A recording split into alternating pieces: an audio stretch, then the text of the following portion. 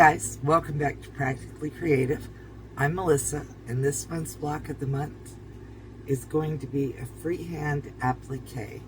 Now, this is the second block of the two that I'm doing, and I'm going to show you on camera how I put this together, and then we're going to move forward and get it all done. So hold on just 1 minute. We'll get over to the sewing machine, and I'll show you how everything's going. So obviously our pattern this month is a flower, and I just wanted to show you that I'm using some felt, and I've hand drawn a stem for my flower and some leaves. I've got the center of my flower, and I didn't draw this on a piece of paper.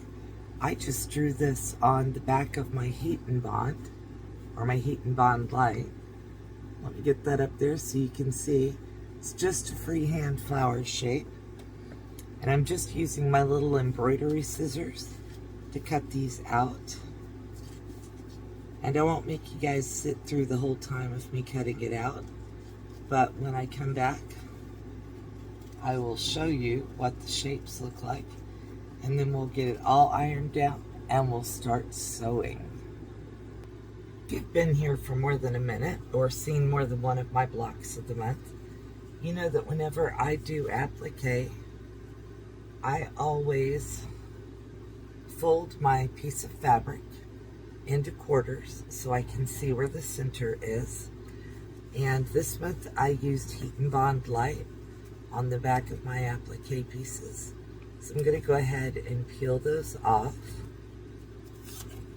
and set everything down on here. And I'm being really exacting, as you can tell. I'm just laying it down.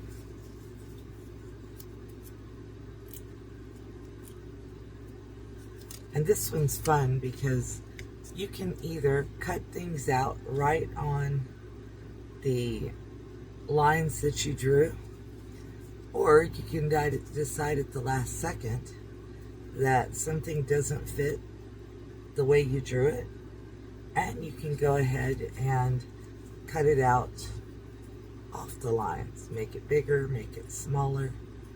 This is all design it as you go, basically. And there's the little stem for my flower. And I'm kind of laying everything out before I start to iron this down or stitch it, because I want to see how it looks.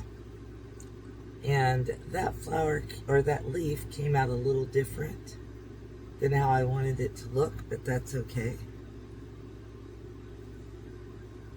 And now that I've got it all laid down where I want, and I've given myself plenty of room, I'm going to set my hot iron down on top of here, and I'm not going to move it a whole lot.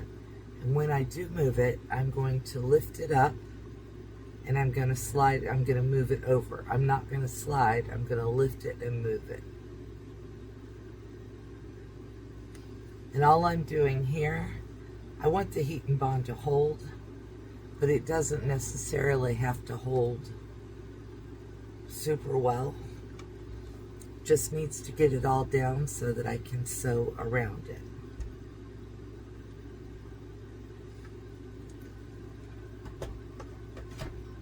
And this is my big fancy way of checking it. I just pick it up, and as long as nothing falls off of there, I know that I've got it where I want it. Now we're going to go over to the sewing machine, and I've got a treat for you guys. Let me bring you over there and show you.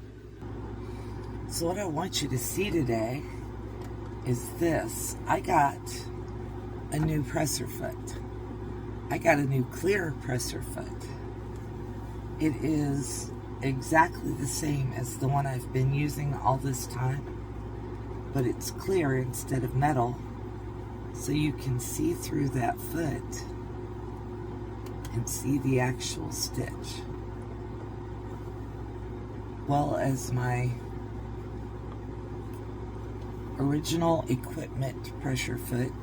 They call that OEM, but I didn't know that until recently. Actually, my chat GPT taught me that. So let's get up in here and stitch. And I'm doing a 2.5 wide zigzag stitch and a 1 on only the felt part of this. I'm going to widen it for the flower itself. So let's start stitching, preferably while my presser foot's down.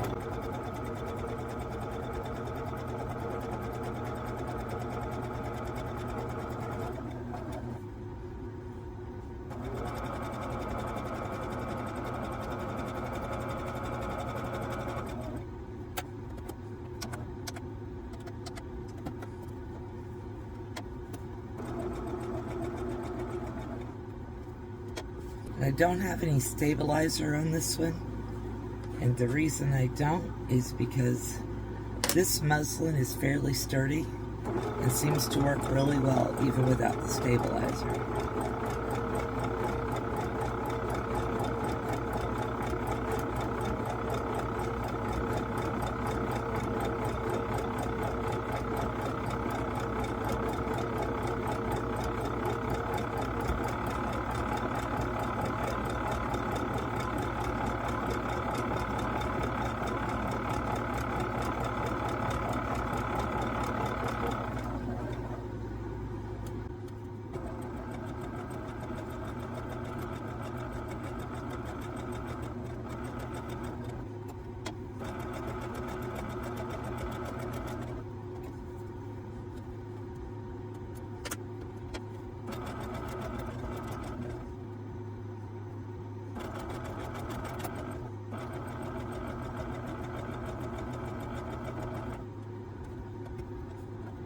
This is called a jump stitch.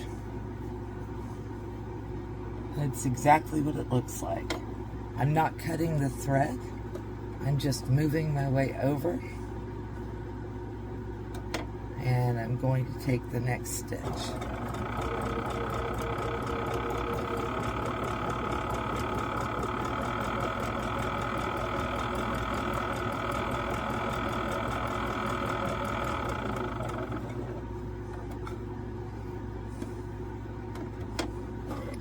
And now that I've come all the way over, I'm going to cut that thread.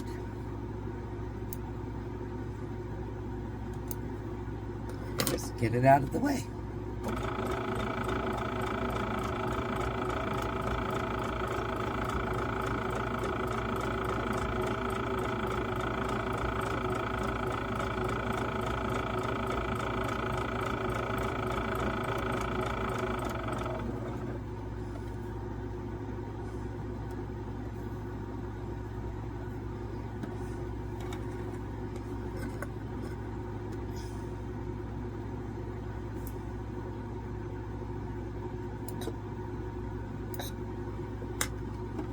Now for the top, I'm going to do the outside edge of the flower first, and then I'll do that center little egg piece. And I'm going to start right here at the bottom of the flower. I'm going to make my stitch wider and a little bit longer. Okay, so now I'm going to start the flower right down here where the stem ended, and I've made my stitch way wider.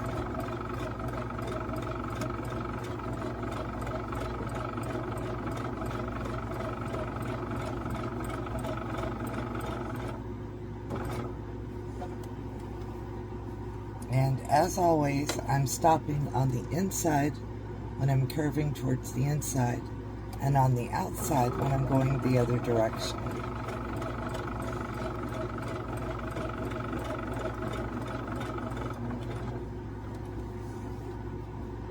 And I'm using a straight zigzag here instead of doing a satin stitch.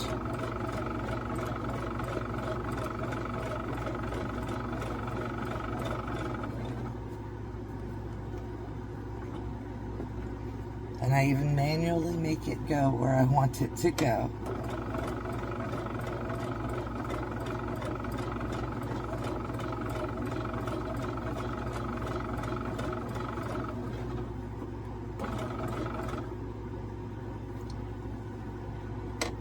I could probably make it all run tighter, but I'm trying to keep my hands out of the way so you can see what I'm doing.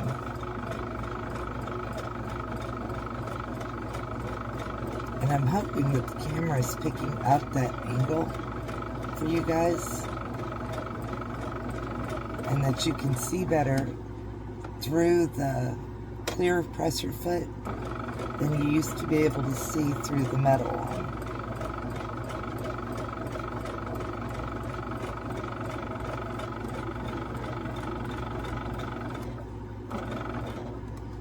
I'm not back stitching there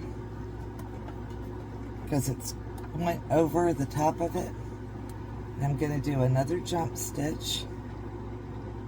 And then remember that we were doing, I want to move that thread so it's behind my presser foot over there. We're doing a less wide stitch right around the smaller pieces.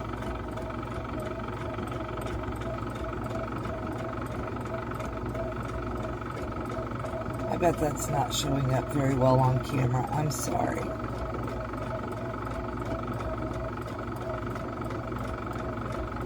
But I will hold it up for you in just a second so you can see. Let me show you one more time how to cut that jump stitch.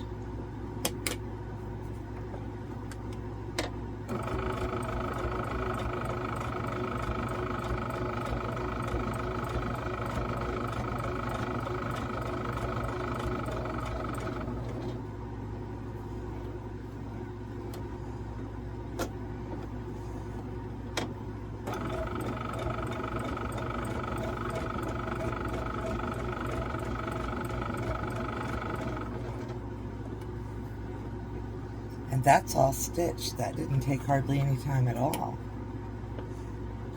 So let's cut our threads. And then let me come up here and show you what this looks like. In keeping with the 2026 block of the month tradition, I am doing 2 blocks. Let me get it in there a little better. But that's 1 block. And here's the second one. And this is just a quick hand-drawn pattern. I saw a picture of a quilt somewhere. They were showing vintage quilts. And I thought, that is so cute. But I didn't really want to go looking for a pattern. And I went ahead and just kind of fast drew my own on the back of that heat and bond, and created my own little applique flower block. And this wasn't even from a coloring page or anything. It was just my own little picture. Now, if you've hung out this long, let me remind you that my partner in crime on all this is Sylvia at You and Me FPP, and she has done her own block with the color fuchsia.